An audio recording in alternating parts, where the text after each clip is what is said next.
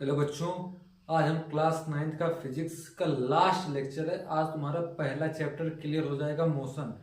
ठीक है, तो एक बार रिवाइज करा देता हूँ पूरा, उसके बाद ग्राफ पढ़ा के खत्म कर दूंगा। और उसके बाद तुम लोग न्यूमेरिकल प्रैक्टिस करना, जो भी डाउट हो उसको पूछ लेना कमेंट बॉक्स में। ठीक है, तो मैं बता रहा हूँ, सबसे पहले हम लोग पढ़े थे डिस्टेंस और डिस्प्लेसमेंट। डिस्टेंस और डिस्प्लेसमेंट पढ़े थे। तो डिस्टेंस और डिस्प्लेसमेंट क्या होता है, एक सिंगल लाइन बता देता हूँ। Actual path covered by the object, actual path covered by the object, covered by object. ठीक है, मतलब जिस रास्ते पर कोई ऑब्जेक्ट चल के जाएगा, जिस रास्ते को मैं फॉलो करूंगा, उसी को क्या बोलेंगे, डिस्टेंस। और डिस्प्लेसमेंट क्या होता है, ये shortest path between initial position minus initial position and final position. Final position और इनिशियल पोजीशन के बीच का सबसे छोटा रास्ता जो होगा वो क्या होगा, तुम्हारा डिस्प्लेसमेंट। जैसे एग्जांपल, मान लो ए पॉइंट से बी पॉइंट पे जाना है, तो मान लो मैं इस पाथ पे चल के जाता हूँ, ये रास्ता, मैं इस रास्ते पे चल के जाता हूँ, तो मैं जिस रास्ते पे चल के गया वो तुम्हारा डिस्टेंस होगा। तो ये वाली लाइन क्या हो जाएगी, डिस्टेंस। ठीक है, और इन दोनों का सबसे छोटा रास्ता क्या होगा, तो सबसे छोटा रास्ता ये वाला होगा। तो ये क्या हो जाएगा, तुम्हारा डिस्प्लेसमेंट हो जाएगा। तो डिस्टेंस और डिस्प्लेसमेंट, ठीक है, तो तुम्हारा ये हो गया। अब देखो, ये वेक्टर क्वांटिटी है, डिस्टेंस स्केलर क्वांटिटी है। अब स्केलर क्वांटिटी का मतलब क्या होता है, स्केलर क्वांटिटी का मतलब होता है जिसमें मैग्नीट्यूड की बात हो। मैग्नीट्यूड का मतलब केवल न्यूमेरिकल वैल्यू, न्यूमेरिकल वैल्यू मतलब जैसे 4, 5, 10, 12, इस चीज की बात हो, न्यूमेरिकल वैल्यू की बात हो, तो तुम्हारा ये क्या हो जाएगा, स्केलर क्वांटिटी। और डिस्प्लेसमेंट क्या है, वेक्टर क्वांटिटी।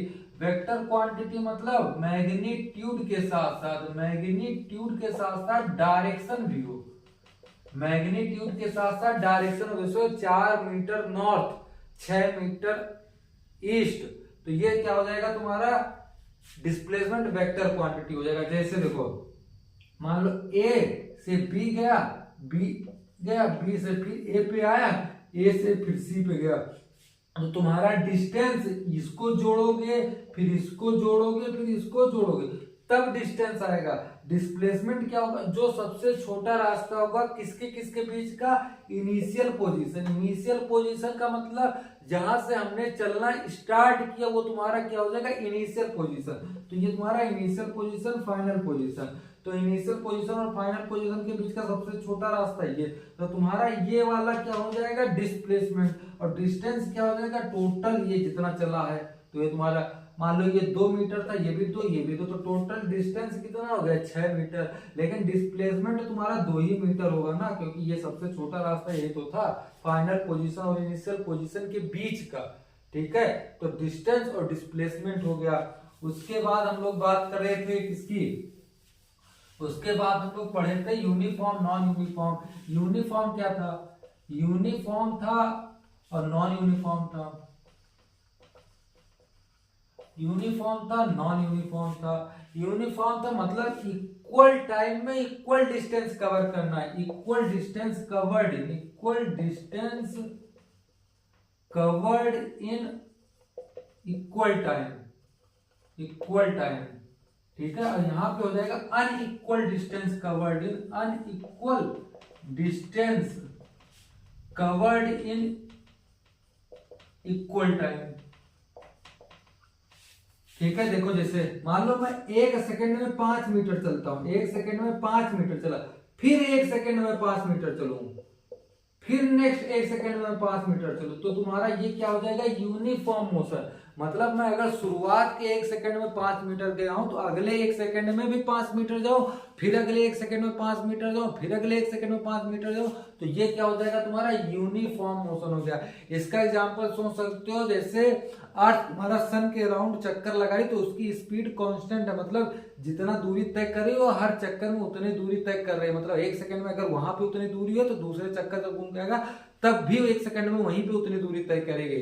ठीक है, तो हर सेकंड दूरी तुम्हारी बराबर होनी चाहिए। और ये नॉन यूनिफॉर्म, मान लो 1 सेकंड में पहले 5 मीटर चला, फिर अगले सेकंड में मान लो 10 मीटर चल दिया, फिर अगले सेकंड मान लो 7 मीटर चल दिया, अगले सेकंड में फिर 3 मीटर चल दिया, तो हर सेकंड डिफरेंट दूरी तय कर रहा हो, तो ये तुम्हारा क्या हो जाएगा, नॉन यूनिफॉर्म मोशन। तो uniform motion, non uniform motion हो गया।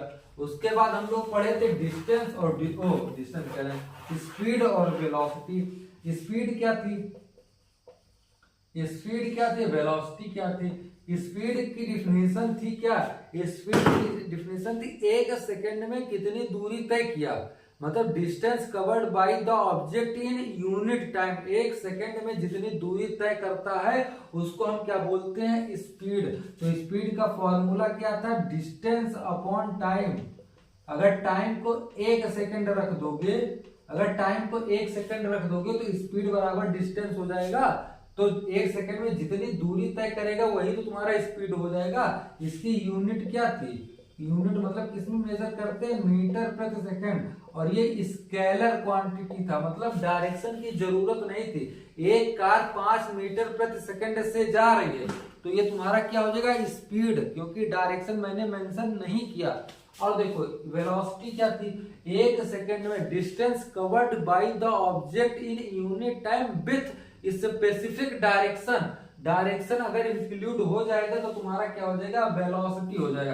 तो वेलोसिटी क्या होता है, फॉर्मूला डिस्प्लेसमेंट अपॉन टाइम, क्योंकि डिस्प्लेसमेंट वेक्टर क्वांटिटी था और डिस्टेंस स्केलर क्वांटिटी था, और इसकी यूनिट स्पीड के ही जैसी है, मीटर प्रति सेकंड। तो मान लो देखो एग्जांपल के तौर पे एक कार 5 मीटर प्रति सेकंड से जा रही है तो क्या हुआ, तो तुम्हारा स्पीड दिया गया है। एक कार 5 मीटर प्रति सेकंड से नॉर्थ की तरफ जा रही है तो तुम्हारा वेलोसिटी दिया गया है। अब देखो दो स्टेटमेंट बोलूंगा, एक कार 5 मीटर प्रति सेकंड से नॉर्थ की तरफ जा रही है, एक कार 5 मीटर प्रति सेकंड से साउथ की तरफ जा रही है। तो इसमें क्या कॉमन है, क्या डिफरेंट है, तो इसमें स्पीड क्या है, कॉमन है, क्योंकि दोनों की न्यूमेरिकल वैल्यू 5 मीटर प्रति सेकंड सेम है, लेकिन डायरेक्शन अलग है, एक नॉर्थ की तरफ जा रही है एक साउथ की तरफ। तो स्पीड तो सेम है लेकिन वेलोसिटी डिफरेंट है। ठीक है, मान लो एक ऑब्जेक्ट ऐसे गया, फिर ऐसे गया, फिर ऐसे गया, फिर ऐसे आया, तो हर जगह तुम्हारी वेलोसिटी चेंज हो रहा है। पहले आगे जा रहा था, फिर ऊपर गया, फिर बगल गया, फिर नीचे आया, इस वेलोसिटी तो चेंज हो गई क्योंकि डायरेक्शन चेंज हो गया। लेकिन मान लो अगर 5 मीटर प्रति सेकंड से इधर, 5 मीटर प्रति सेकंड से इधर, 5 मीटर प्रति सेकंड से इधर, 5 मीटर प्रति सेकंड से इधर, तो तुम्हारा स्पीड सेम रहेगा और तुम्हारा लेकिन डायरेक्शन चेंज होगा, पहले आगे, फिर ऊपर, फिर बगल, फिर नीचे। तो डायरेक्शन चेंज हो रहा तो मतलब वेलोसिटी चेंज हो रही है। तो तुम्हारा स्पीड और वेलोसिटी अगर तुम्हें डिटेल में समझना है तो हर चीज का एक एक लेक्चर पूरा पढ़ा है, वहां पे देख लो जाके। उसके बाद हम लोग एक्सीलरेशन पढ़े थे। एक्सीलरेशन क्या था, एक्सीलरेशन था change in velocity with respect to time, change in velocity with time, time के रिस्पेक्ट में कितना वेलोसिटी चेंज हुआ। मान लो देखो क्या था एक्सीलरेशन, एक्सीलरेशन था change in velocity, change in velocity upon time. ठीक है, जैसे मान लो initial velocity t equal to 0 पे 10 metre per second, t equal to 5 second पे 15 मीटर प्रति सेकंड है। ठीक है, तो अगर इतना चेंज निकालोगे तो 15 माइनस 10 5 आ जाएगा, और 5 सेकंड दिया गया तो ये कितना एक्सीलरेशन आ गया, 1 मीटर प्रति सेकंड स्क्वायर, इसकी यूनिट होती है मीटर प्रति सेकंड स्क्वायर। ठीक है, तो इसका मतलब क्या हुआ कि मतलब हर सेकंड तुम्हारी वेलोसिटी 1 मीटर प्रति सेकंड से बढ़ेगी। तो t इक्वल टू 0 पे 10 मीटर प्रति सेकंड से वेलोसिटी, तो t इक्वल टू 1 सेकंड में वेलोसिटी कितनी हो जाएगी, 1 बढ़ा देंगे तो 11 मीटर प्रति सेकंड हो जाएगी। t इक्वल टू 2 पे क्या हो जाएगी, 12 मीटर प्रति सेकंड, क्योंकि एक्सीलरेशन क्या आया था, 1 मीटर प्रति सेकंड स्क्वायर। तो इसका मतलब क्या हुआ कि हर सेकंड वेलोसिटी 1 मीटर प्रति सेकंड से बढ़ेगी। बढ़ेगी ही क्यों, क्योंकि यहाँ पे पॉजिटिव साइन है। अगर यहाँ पे माइनस आता तो कहेंगे 1 मीटर प्रति सेकंड से वेलोसिटी कम होगी। ठीक है, तो ये अगर तुम्हें अच्छे से डिटेल में पढ़ना है तो इसके पहले वाला लेक्चर एक्सीलरेशन ही है, वहां से अच्छे से पढ़ लेना। ठीक है, हम लोग ग्राफ पे आते हैं। देखो जब हम ग्राफ बनाते हैं, देखो ये ग्राफ, ये y एक्सिस बोलते हैं, इसको x एक्सिस बोलते हैं। ठीक है, तो नॉर्मल मान लो पहला हम लोग वेलोसिटी पढ़े, तो वेलोसिटी क्या होता है यार, वेलोसिटी या स्पीड, डिस्टेंस अपॉन टाइम। तो अगर हम डिस्टेंस को क्या बोलते हैं, y एक्सिस पे डिस्टेंस रख दें, ठीक है, y एक्सिस ये और x एक्सिस पे टाइम रख दें। ठीक है, तो ये तुम्हारा देखो मान लो यहाँ से स्ट्रेट लाइन आ जाएगी। dy बाई डी एक्स क्या होता है, स्लोप होता है। dy बाई डी एक्स मतलब dy by D x integration बोलते हैं ना, तो dy by D x slope होता है, ठीक है, स्लोप। ये लाइन तुम्हारी स्लोप हो गई। अब यहाँ से अगर मान लो थीटा है तो थीटा क्या होता है, परपेंडिकुलर अपॉन बेस, तो स्लोप को ही tan थीटा बोलते हैं। tan थीटा क्या होता है, परपेंडिकुलर अपॉन बेस, तो परपेंडिकुलर dy हो गया, ये dy बाई डी एक्स, तो स्लोप को ही tan थीटा बोलते हैं और dy बाई डी एक्स बोलते हैं। तो dy बाई डी एक्स क्या है, तो ये डिस्टेंस है, तो डिस्टेंस अपॉन टाइम क्या होता है, डिस्टेंस अपॉन टाइम, तो तुम्हारा डिस्टेंस अपॉन टाइम वेलोसिटी या स्पीड होता है अगर वहां पे क्या हो जाए, अगर डिस्प्लेसमेंट।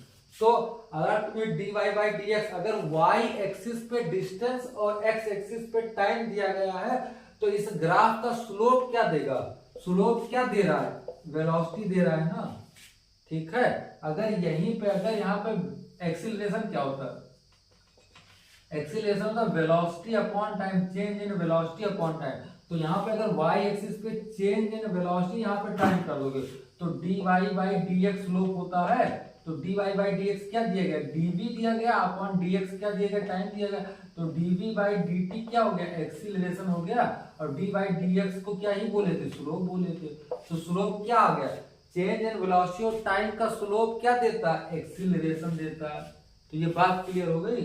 तो अगर dy by D x distance y axis पे डिस्टेंस दिया गया है और x एक्सिस पे टाइम दिया गया है, तो डिस्टेंस अपॉन टाइम मतलब स्लोप हो गया dy बाई डी एक्स, तो डिस्टेंस अपॉन टाइम स्लोप हो गया ना।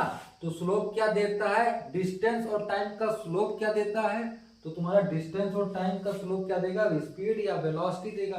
चेंज इन वेलोसिटी और टाइम का स्लोप क्या देगा, चेंज इन वेलोसिटी और टाइम का देगा तुम्हारा एक्सीलरेशन देगा, ठीक है। अगर इसी को उल्टा कर दो, ठीक है, अभी देखना, अगर इसको डिवाइड, तुम लोगों की सिलेबस में नहीं है, तुम लोगों को इतना चलो ठीक है, इतना याद रखो, ज्यादा याद मत रखो सिलेबस में।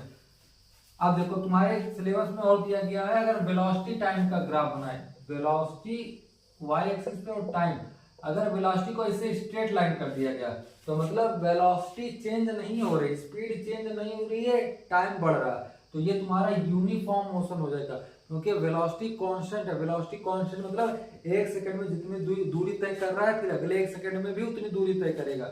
जब ऐसा ग्राफ आ जाएगा तो वेलोसिटी टाइम का ग्राफ कैसा हो जाएगा, यूनिफॉर्म हो जाएगा, ठीक है। तो ये सब खास बात नहीं है, खास बात वही थी कि तुम्हारा डिस्टेंस, ये लिख दे रहा हूं, ये नोट कर लेना। पहला बात, डिस्टेंस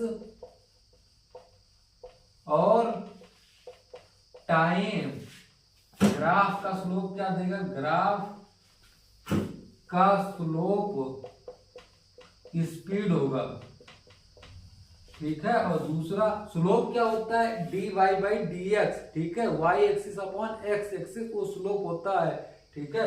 और अगर तुम्हारा y एक्सिस पे क्या डिस्टेंस और x एक्सिस पे टाइम, तो क्या देगा, स्पीड देगा। और उसके बाद दूसरा क्या था, वेलोसिटी और change in velocity, change in velocity और टाइम का ग्राफ, टाइम ग्राफ का स्लोप क्या देगा, ग्राफ का स्लोप देगा एक्सीलरेशन, क्या देगा, एक्सीलरेशन, ठीक है। तो ये दो बात ध्यान रखना, इसी में इंटीग्रेशन आता है। अगर एरिया निकालोगे किसका, वेलोसिटी और टाइम का area, v equal to D by T, तो डी बाई डी टी क्या हो गया, स्लोप हो गया। तो अगर इसको इससे मतलब v और t का एरिया निकालोगे, वेलोसिटी टाइम का एरिया निकालोगे, vt कर्व में एरिया निकाल दोगे तो क्या आ जाएगा, डिस्टेंस आ जाएगा। वैसे यहाँ पे क्या होता है, एक्सीलरेशन बराबर change in velocity upon time. 80 के कर्व का, मान लो 80 ग्राफ दिया गया है, 80 के कर्व का एरिया निकालोगे, 80 के कर्व का एरिया निकालोगे तो तुम्हारा क्या आ जाएगा, वेलोसिटी, ठीक है। तो ये 11th क्लास में पढ़ोगे, 9th में तो इतना सा है, डिस्टेंस और टाइम के ग्राफ का स्लोप क्या देगा, स्पीड देगा, ठीक है। और चेंज इन वेलोसिटी का और टाइम का ग्राफ क्या देगा, एक्सीलरेशन क्या देगा, ठीक है। पूरा चैप्टर क्लियर हो गया अच्छे से। कोई भी डाउट हो कमेंट बॉक्स में बताना, अच्छे से पढ़ना, शुरुआत से लेक्चर देखना, और कोई भी डाउट हो पूछ लेना, न्यूमेरिकल लगाना, कोई भी डाउट हो तो वहां से भी कमेंट बॉक्स में कर देना। और अगर ग्राफ न समझ में आया होगा तो बताना, एक लेक्चर और बना के दूसरा डाल देंगे, ना समझ में आया होगा तो। लेकिन उतना खास ग्राफ है नहीं तुम लोगों के सिलेबस में, 11th में ग्राफ अच्छे से आएगा तो वहां से अच्छे से पढ़ना। यहाँ था हल्का फुल्का आइडिया था तो हमने हल्का फुल्का आइडिया दे दिया, ठीक है। और आगे नेक्स्ट चैप्टर फोर्स पढ़ेंगे। Thank you.